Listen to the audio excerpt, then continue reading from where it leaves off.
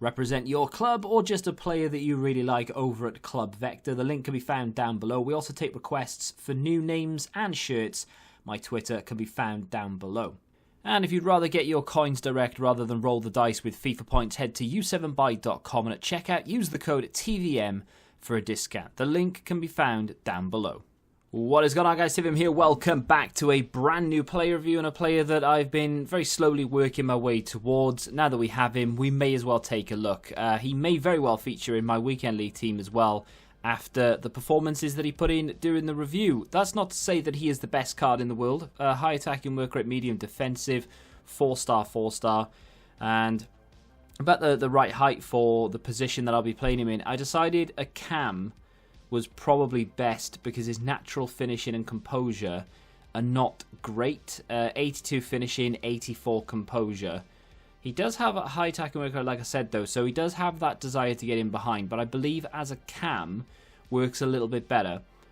Decided to put an engine on him because there's not really one area that would benefit the most from the boost. So I thought, well, let's just hit 3. So we've got that pace up to 95 overall, 93 acceleration, 96 sprint speed. Got the agility up to touching 90 now, so it's on 89. And then balance is up to 91. Dribbling is increased by 10 as well to 97. Leaves the reactions on 86, ball control 84, and of course we can't touch the composure at 84 as well. Shot power, long shots are good at 90, so maybe a little bit better from distance from that cam spot. Could be a little bit more deadly than he could be at close range. 83 positioning, we've already mentioned 82 finishing, 87 short passing, and 87 vision. He does have 93 crossing, if that interests you, with 91 curve as well.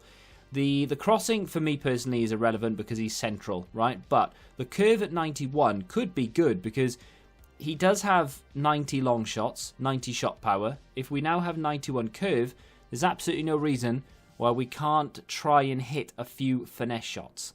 That was my thought process anyway. But, you know, he doesn't have the finesse shot trait or anything like that, so it's not going to go in his favour. He does only have 80 stamina as well, which at this stage of the game, in my personal opinion, isn't good enough. I mean, you can get away with it if you don't really care about being overly competitive. So if you're going for like top 100 or something, and you're not trying to give yourself a challenge, you actually want a card that's going to help you get there. Obviously, Guedes isn't the guy you'd be looking at. The team we've got him in is, I mean, it's a little bit different, I suppose. Hakimi on that right-hand side, was reviewing him at the same time. Ronaldo to link the two, which is nice. The two icons in the centre. Jota gets switched out for Nerfed at some point. And, of course, is it Goldson at the back? He was really good for me. He was just as good as Gomez in the games that I played. I mean, over time, who knows where the cracks may show. But, yeah, just as a little mini review, I guess, he wasn't too bad at all. So, anyway, is it better to play him as a cam? Is it better to play him as a striker? To be honest, I wouldn't really be too confident playing him as a striker. Like I said, his natural finishing, for me, isn't good enough. We didn't boost it at all, of course. So, if I were to give him a finisher or even a hunter, for example, it might be a different story. We might have got away with it. But his natural finishing, unfortunately, is nothing to write home about. That was probably the first thing I really noticed about him, is in front of goal, you simply cannot rely on him. It's not to say that he won't score goals, because he will. He will put the ball in the back of the net. You'll see it plenty of times within this review. Blanc gets it on the edge, knocks it to Xavi, plays it forward, and guess who's there? He's there, great positioning, and he scores with his weak foot, which is a pretty decent goal. Wins the ball back there in the centre of midfield. Doesn't have very good defensive stats at all, although he does have 59 interceptions, which I suppose is a little bit on the higher side. Still awful, but it is a little bit on the higher side for an attacker. He scored with his left foot there. That's 2 goals with the weak foot. He is right-footed.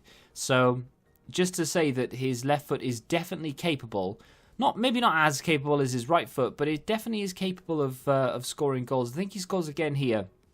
It's not ideal because it's not the prettiest of goals. He does need about 27 bites at the cherry. Does really well to get in behind.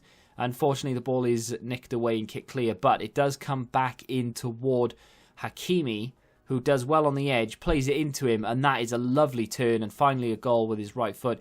That turn, by the way, is literally just left stick, into not the bridge, it's like a second bridge variation. I do need to learn the name of it. So you hold the two bumper buttons together and then flick forward on the right analog stick, and he will push the ball in front of himself, run round the player.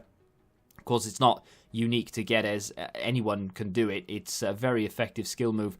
For those wondering about the step-overs as well, I did mention it in yesterday's Road to Glory. I'm playing on PC, so I am on the new update, which has nerfed step-overs, and I can 100% confirm that they have been affected this time. You know, the first time they did it, it didn't really do anything.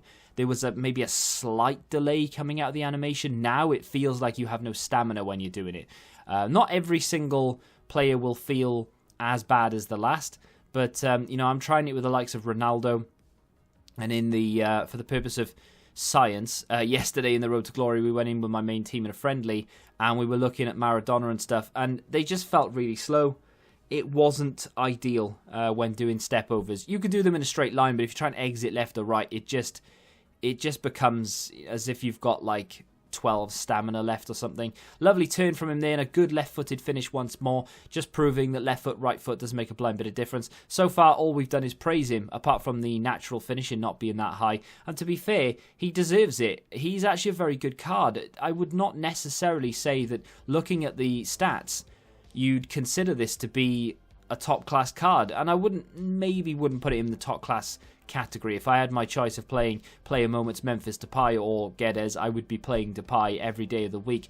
But he's definitely capable of playing in that cam spot. I mean, you could maybe get away with using him as a striker, but he's definitely capable of playing in the cam role and causing some damage, and you can have some fun with him. The negatives of that, of course, is that his stamina just isn't high enough to be a cam. Cams are moving around an awful lot, especially mine. They instigate the majority of the play. So the fact that he's only got 80 stamina means that by the 60th minute he is very tired. It's not that bad if you've got a good bench and you can sub him off, or maybe you could bring him on. Different story. Strength's not terrible, to be fair. That's not bad. I liked him. I honestly thought he was a really good card. Going into it, I had very low expectation. There definitely are better cards out there and players that I would much rather play in his position.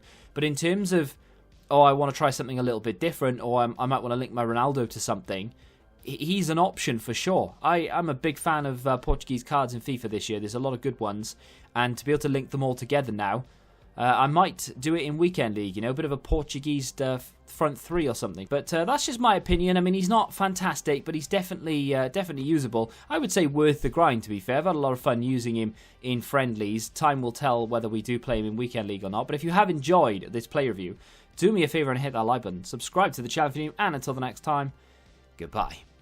Join the Betting Rebellion and find out what your football knowledge is really worth.